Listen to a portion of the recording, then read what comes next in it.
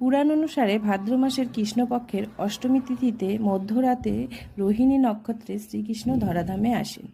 এই দিনটিতে আমরা জন্মাষ্টমী পালন করে থাকি। এবার 2025-এর জন্মাষ্টমীতে 3টি রাশির ভাগ্য বদলাতে চলেছে। এদের মধ্যে শ্রীকৃষ্ণের সবথেকে পছন্দের রাশি হলো বৃষ রাশি। এই রাশির জাতক জাতিকাদের উপর এবার শ্রীকৃষ্ণের বিশেষ কৃপা থাকবে। ব্যবসায় আটকে থাকা টাকা পয়সা ফেরত আসবে, চাকরিতে উন্নতি হবে, অবিবাহিতদের বিবাহ হবে, এছাড়া ঘরে কোনো খুশির খবর আসতে চলেছে। এই দিনটিতে আপনারা গরিব দুঃখীকে দান করবেন। এবার আসছি কর্কট রাশি। এই রাশির জাতক জাতিকাদের উপরও বিশেষ কৃপা রয়েছে।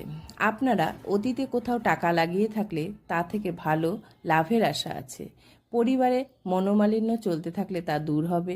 এদিন আপনারা বিশুদ্ধ জল দান করুন, এতে চন্দ্রের ক্ষমতা বৃদ্ধি পাবে। এবার আসছি সিংহ রাশিতে। জন্মাষ্টমীতে এবার বৃদ্ধিযোগ আপনাদের জীবনে এক নতুন আলোর রশ্মি নিয়ে আসবে। প্রতিযোগিতামূলক কোনো পরীক্ষার জন্য তৈরি হচ্ছেন তো এতে আপনাদের সাফল্য আসবে।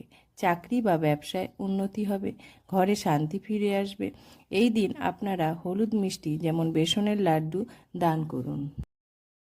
শ্রীকৃষ্ণের ভাষায় আমাকে যে ভক্তি করে বা আমাকে মেনে চলে আমি স্বয়ং তাকে রক্ষা করি।